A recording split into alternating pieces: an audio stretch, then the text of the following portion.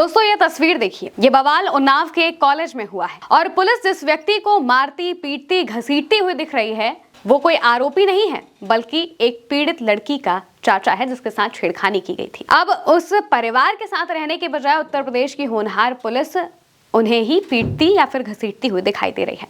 पूरा मामला क्या है विस्तार से आपको बताते हैं। दरअसल उन्नाव के एसआरएमएस कॉलेज में एक लड़की के साथ बैड टच होता है। वो बताती है कि किस तरह से कॉलेज के ही एक टीचर ने उसके साथ ये सारी चीजें की हैं और क्या क्या उसने बताया है, क्या आरोप लगाए हैं। सबसे पहले आरोप पर बात कर लेते हैं। दरअसल जो कॉलेज की छात्रा थी उसका आरोप है कि 17 नवंबर को medical superintendent MS Anil Kumar ने मेडिकल जांच के दौरान उसे बैड टच किया था। उसे मेडिकल जांच के लिए पहले कमरे में बुलाया गया और फिर जब वो जांच कर रहे थे तो उस दौरान उसे गलत तरीके से छुआ, बैड टच किया गया।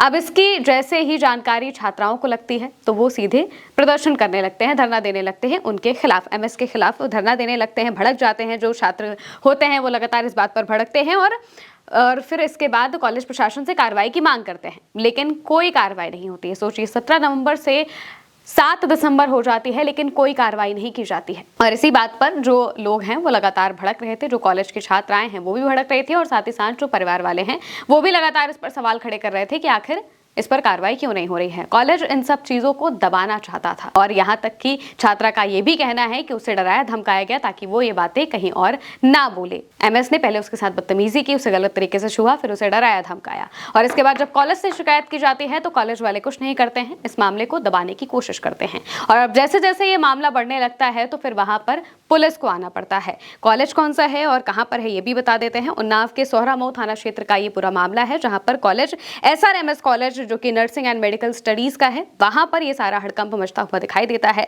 अब जैसे ही जो छात्र हैं वो इस बात पर प्रदर्शन कर रहे होते हैं कि आखिर अभी तक कोई कार्रवाई क्यों नहीं की गई है। अब जब प्रदर्शन धीरे धीरे बढ़ने लगता है, जब छात्र थोड़े से बेकाबू होने लगते हैं तो फिर वहां पर पुलिस भी पहुंचती है। पुलिस वाले समझाने की कोशिश करते हैं लेकिन इस बीच झड़प की ये तस्वीर सामने आ जाती है जिसमें वो लड़की के चाचा को घसीटते हुए दिखाई दे रहे हैं और इसके बाद जो छात्र है वो और ज्यादा आक्रोशित हो जाते हैं और फिर इसके बाद पुलिस और छात्रों के बीच में बहस और धक्का मुक्की होने लगती है जो कि तस्वीरों में भी दिखाई दे रही है। अब जो लड़की है उसका यही कहना है कि 17 नवंबर को मेडिकल चेकअप के दौरान एमएस ने गलत तरीके से छुआ, विरोध करने पर डराया धमकाया। उसने कई दिनों तक मानसिक तनाव झेला और ये सारी चीजें की। बहुत हिम्मत करके जब उसने परिवार को ये सारी चीजें बताई तो फिर उन्होंने कॉलेज में शिकायत की, आक्रोश जताया, हंगामा किया, लेकिन फिर भी कोई चीज बहुत बड़े लेवल पर कार्रवाई नहीं होती है। छात्राओं और परिजनों का कहना है कि कॉलेज प्रशासन पहले भी कई शिकायतें दबाकर मामले रफा दफा करता रहा है। हंगामे के दौरान जब एमएस अनिल कुमार मौके पर पहुंचे तो छात्राएं उग्र हो गई थी, उनके साथ धक्का मुक्की हुई और हाथापाई तक की नौबत मच गई थी। अचानक तनाव बढ़ने से कॉलेज स्टाफ में अफरा तफरी मच गई, जिसके बाद जो पुलिस फोर्स है वो वहां पर पहुंचती है और दोनों धड़ों को अलग अलग करती है। लेकिन इस दौरान जो परिवार थे, लड़की के जो परिवार है उसके साथ भी बदतमीजी पुलिस की तरफ से की जाती है। ऐसे आरोप लगातार लगाए जा रहे हैं। विवाद लगातार बढ़ता गया और छात्राओं और परिजनों को किसी तरीके से शांत कराया गया पुलिस की तरफ से और उन्हें ये अभी आश्वासन दिया गया है कि अच्छे से कार्रवाई की जाएगी और इसको लेकर जो जो जरूरी चीजें हैं वो सारी चीजें की जाएंगी। पुलिस को भी तहरीर दी गई है और पुलिस ने कहा है कि वो इस पूरे मामले पर गंभीरता से जांच करेगी। कॉलेज प्रशासन ने एक विशाखा कमेटी बनाई है जो कि 3 दिनों में अपनी रिपोर्ट देगी और इसके बाद पता चलेगा कि आगे की क्या कार्रवाई होती है। फिलहाल कॉलेज में जो बवाल है वो मचा हुआ है, लेकिन इस बीच जैसे ये तस्वीर सामने आती है तो सवाल उठने लगते हैं उत्तर प्रदेश के प्रशासन पर भी, उनकी कार्रवाई पर भी सबसे ज्यादा सवाल उठते हैं। और कांग्रेस ने इसको लेकर एक पोस्ट किया है। पोस्ट करते हुए वो लिखते हैं, शर्म करो भाजपा सरकार, बेटी बचाओ या फिर अपराधी बचाओ। आप बेटी बचाओ की बात करते हैं पर जब बेटी को न्याय दिलाने की बात आती है तो उनके ही आवाज उठाने वाले परिवार और छात्रों को आपकी पुलिस पीटती है। उन्नाव के एसआरएमएस मेडिकल कॉलेज के अधीक्षक ने छात्रा को कमरे में बुलाकर बैड टच किया। प्रिंसिपल ने 19 दिनों तक इस जघन्य अपराध पर पर्दा डाले रखा। छात्रों ने आवाज उठाई तो उन्हें न्याय नहीं बल्कि थानेदार की बेरहम पिटाई मिली।